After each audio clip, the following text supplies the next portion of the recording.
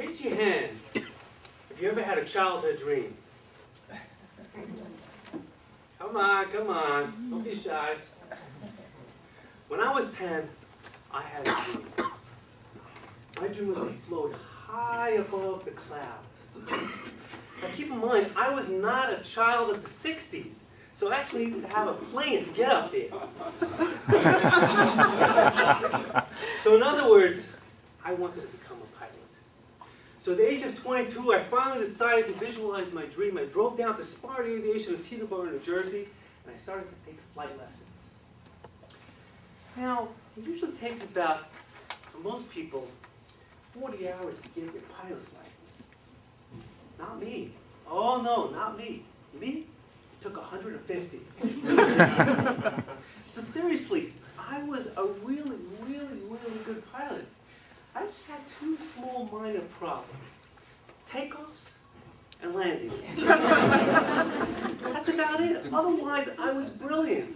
I could do all kinds of maneuvers at 8,000 feet. I just had a problem getting there and back. And I had this other small little problem.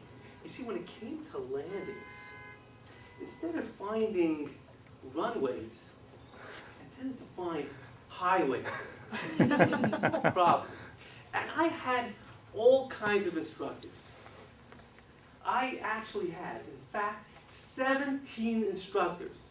Could you believe that? I had 17 instructors. And they all had one thing in common. They all left me. I didn't know why. And it was 3 days after I was dumped by my 17th instructor. I went home, sitting on my green leather couch, listening to Coldplay. And don't tell me you've never been there before. And I'm feeling all depressed, feeling like I'm not going to accomplish my dreams. And suddenly the phone rings. It's my best friend. And Chucky says to me, "Louis, you would not believe what just happened. I just got my flight instructor's license. I can now teach people how to fly." I just got my 18th instructor. And Chucky says to me, "Louis, and guess what? You're going to be my first student." And I'm thinking, I'm hoping I'm not going to be his last. So the following week, me and Chucky started flying together. Now one hot, humid summer day, me and Chucky set out to Teterboro Airport to work on takeoffs and landings. So we're doing takeoffs and landings around the airport, doing one takeoff and landing after another, and one takeoff after another. And each time I'm doing a takeoff and landing, I'm feeling like I'm doing better and better, I'm getting better and better at this. And then we finally come down to our final landing and we stop. And Chucky turns to me and says, "Louis, bye." I said, "Chucky, what do you mean bye? I thought I was doing a great job up there, wasn't I?" Chucky says, "Louis, you don't understand. It's time for your first solo flight."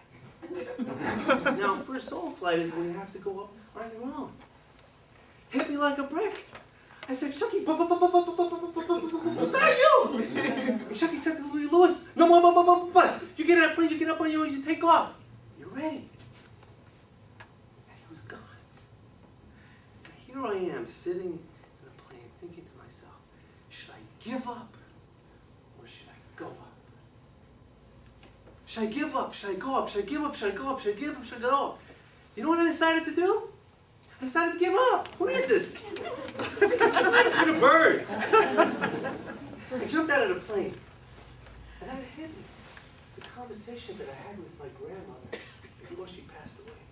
She said to me, "Louis, life is a struggle, but you should never give up on your dream." So I jumped back into the plane. I pushed power and I closed my eyes. And I took off. Then I realized maybe I should have them open. So I'm climbing 3,000 feet and I could feel the fear coursing through my body and veins. And I said to myself, I can't exactly share with you what I said in the plane. It's not exactly kosher for a Toastmaster. So I'm cruising up to 3,000 feet. I'm turning and I'm coming in for final approach. And I'm lining up for final approach. I'm getting closer. I'm looking down. And I said to myself, what are these cars doing on this runway? Oh my gosh, it's a highway again. So I pushed power. And I cruised again to 3,000 feet. I came around the airport one more time. This time, I made sure to line up with the real runway. So here I am, lined up with the real runway. Now coming in. And you know how airplanes are supposed to land nice and smooth?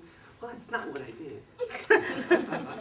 You see, instead of coming in like this, I came in like this. And suddenly I went boom, boom, boom, boom, boom. Wow. Let me ask you a question. Did you know that planes can bounce? Well, neither did I. But I was bouncing. And finally, after 6 bounces, I came to a halt. I caught my breath. And I rubbed my mouth. I said to myself, boy, did I lick that landing. Good. I think I'm going to take this baby up for another spin. Suddenly, as when I was about to pull up onto the runway, Chucky comes running out of the hangar, and he runs up to me and says, Louis, hold on a second. Louis, I got to tell you, me and the other pilots, we were watching you. I got to be honest with you. We were taking bets. Not only to see if you make it, but to see how many times you would bounce. Louis, I won. I had you down for 7. Louis, congratulations on your first solo flight. So what did I learn from all this? Did I learn that the responsibility was on me and not on the 17 other instructors that I had? No, that's not the right way. Did I learn that Chucky was a great flight instructor? No, that's not the right way.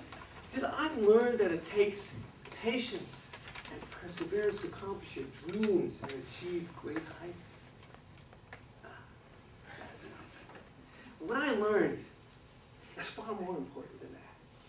What I learned and I'd like to share with you tonight is this.